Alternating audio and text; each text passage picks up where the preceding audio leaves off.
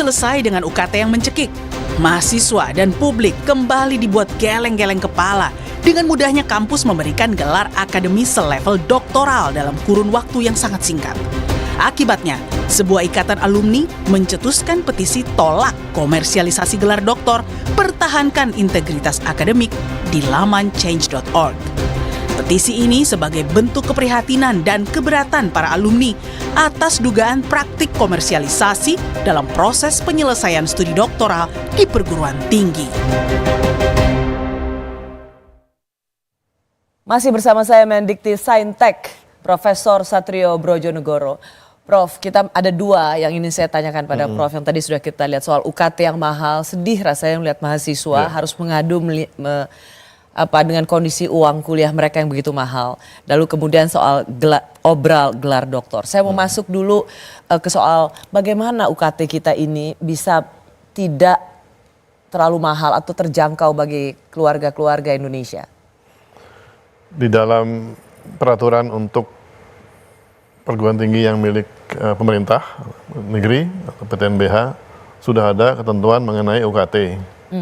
Ada beberapa kategori UKT itu supaya ada pemahaman subsidi silang. Yang mampu membayar lebih mahal, yang tidak mampu bayar lebih kecil atau kalau perlu. Itu tidak terjadi sepertinya Pak. Yang terjadi adalah semuanya dapat UKT yang mahal sehingga disebut kampus itu udah komersialisasi. So jadi, what went wrong? What went wrong karena rektornya menetapkan UKT tidak mengikuti skema yang ditetapkan di kementerian. Ada 5 atau 4 tahap atau 4 tingkatan. Diambil yang paling tinggi. Dalih dari rektornya karena kekurangan dana untuk operasional perguruan tinggi. Itu bisa diterima atau enggak? Sebetulnya kalau mau mengajukan untuk tambahan bisa mengajukan kalau kurang betul ya. Nah, tapi memang juga terjadi banyak di mana-mana inefisiensi dari penyelenggaraan perguruan tinggi masing-masing. Dan itu ditimpakan pada mahasiswa. Dan beban yang dipikul yang paling mudah tambahan ya lewat UKT-nya mahasiswa karena yang lain kan susah dia cari uang. Sampai sorry ya Prof ya, kan miris gitu. Ketika UKT mahal, kemudian ada kampus yang mengatakan bahwa ya nggak apa-apa pinjol gitu. Dan seorang menteri juga pernah bilang ya nggak apa-apa mahasiswa kalau untuk membayar UKT pinjol. Ini tragedi sih. Ketika mahasiswa menjerit karena uang kuliah tunggal mereka mahal dan kemudian seolah ya nggak apa-apa pinjaman online dulu. Ya, sebetulnya pinjol itu saya sama sekali tidak setuju. Itu tidak pantas oleh mahasiswa. Karena mereka kan kalau nggak kekurangan dana nggak mungkin ambil pinjol kan. Nah, sebetulnya di tiap kampus kan ada skema untuk beasiswa tadi Rosi bilang. Yang nggak punya uang bisa minta beasiswa ke kampusnya masing-masing. Kampus minta pada pemerintah tambahan beasiswa. Kita pasti kasih kalau memang sudah betul dan toh negara punya uang. Saya katakan di mana-mana pada anak-anak itu.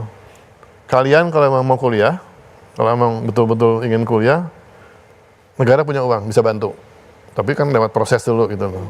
Jadi kalau anaknya nggak punya, mohon ke perguruan tinggi minta beasiswa misalnya, atau minta bantuan atau apa. Setelah itu kan nanti ajukan kepada kami bantu. Jadi daripada pakai pinjol, mendingan minta beasiswa ke perguruan tingginya gitu loh. Apa janji Bapak untuk UKT ini? Karena ada sinyal bahwa UKT ini akan tetap naik, tapi hanya sekedar ditunda. Kalau masih dalam koridor yang ada, mungkin nggak ada masalah.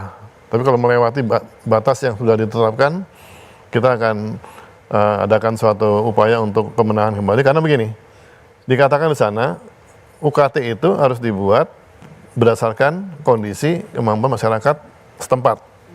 Nah, kalau dia tidak bisa membuktikan bahwa evidence bahwa memang yang diajukan itu sesuai dengan masyarakat, ya nggak bisa di itu dong. Saya ingin mengingatkan lagi apa yang dikatakan oleh Pak Prabowo pada tanggal 23 Mei tahun ini, 23 Mei lalu, di universitas yang dibangun oleh uang rakyat, maksudnya uang APBN, harus jangan tinggi, kalau bisa sangat minim atau gratis. Ini kita harus hitung dan bekerja keras untuk itu. Apakah janji ini adalah sesuatu yang akan direalisasikan, Prof? Itu sangat masuk akal, Saya juga setuju seperti itu. Tinggal nanti kita mekanismenya bagaimana kita menghitung. Ya, kalau kita gratiskan, mungkin nggak semua, sebagian kita gratiskan, kita butuh berapa dari pemerintah itu. Dan kita lihat anggaran pemerintah untuk pendidikan juga sebetulnya ada cukup besar, meskipun banyak yang ke bagian lain ya.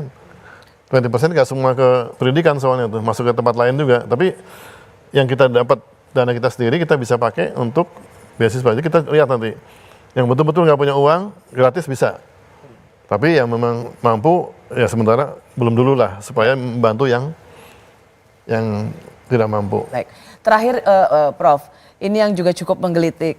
Jangan-jangan memang kampus ini sebagai tidak lagi menjalankan fungsi rumah intelektual, tetapi juga rumah bisnis, sehingga juga tidak saja menerapkan uang sekolah yang tinggi, UKT yang tinggi, tapi juga kemudian mengobral gelar doktor. Dan di situ kita tahu mereka yang punya uang, punya kuasa.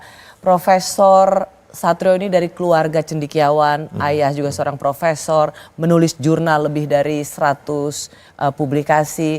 Bangga nggak sekarang menjadi seorang profesor ketika gelar doktor dan profesor itu bisa abal-abal dan dengan beli ya ada harganya? Jadi ini flashback sedikit ya. Tadi saya tanya itu, bangga nggak jadi profesor atau doktor kalau ketika semua orang bisa mendadak doktor dengan relatif cepat dan bisa bayar? Saya malah punya gerakan di kantor saya. Pokoknya mulai hari saya dilantik masuk kantor, jangan pakai gelar di nama saya. Just my name enough, karena nama itu sudah cukup berharga buat saya. Kalau melihat gelar, silakan lihat CV saya gitu loh. Nah, apa harapannya supaya orang juga jangan ngejar gelar itu gitu loh. Iya kan? Dulu pernah saya zaman dirjen, saya buat edaran tuh. Pejabat-pejabat yang pakai seperti itu, saya suratin satu-satu. Lebih personal lah, enggak. Mohon jangan digunakan, karena ini nggak betul. Mohon, tapi ya mungkin ada yang nggak terima, ya nggak apa-apa lah. Saya beritahu, tapi ya nggak penuhi, ya nggak apa-apa, itu hak dia kan. Jadi orang tahu kok mana profesor yang memang sekolah beneran sama profesor yang ini. Atau jadi kami yang sungguhan ini merasa, oh kok begitu ya, udah deh nggak usah pakai aja deh kita. Just my name, enough gitu kan. Prof akan membiarkan kampus-kampus mengobrol gelar doktor bagi mereka yang punya duit atau yang sedang berkuasa? Tapi saya akan dengan cara saya menggunakan pendekatan social punishment aja. Saya katakan. Yaitu? Oh iya, seperti itu kan jatuh reputasi kamu. Cobalah. Dengan you berikan pada seperti itu, ya sorry to say, orang lihat, oh segitu aja kampusnya. Nggak berwibawa, yang wibawanya jatuh kan sama sekali kan. Ngapain nggak ada wibawanya. Jadi sebenarnya mereka menggali sendiri gitu loh. Kuburannya sendiri. Dengan begitu, habis wibawanya udah sorry to say ya. Gitu, jadi ya, janganlah kita kembalikan lagi pada roh perguruan tinggi, kebenaran, wibawanya harus tinggi, dan masyarakat punya tempat bernaung. Perguruan tinggi sebagai tempat mereka bisa bertanya, minta pendapat, minta advice. Harus begitu, Ros. Prof Satrio, nggak usah pakai orang juga tahu Anda penulis jurnal yang luar biasa aktif. Bapak Satrio Brojonegoro, Menteri Pendidikan Tinggi, Riset dan Sains dan Teknologi. Selamat bekerja. Terima kasih, Ros. Terima kasih Pak Satrio. Thank you. Terima kasih juga bagi Anda yang menyaksikan Rosi. Sampai jumpa Kamis depan, tetaplah di Kompas TV, independen, terpercaya.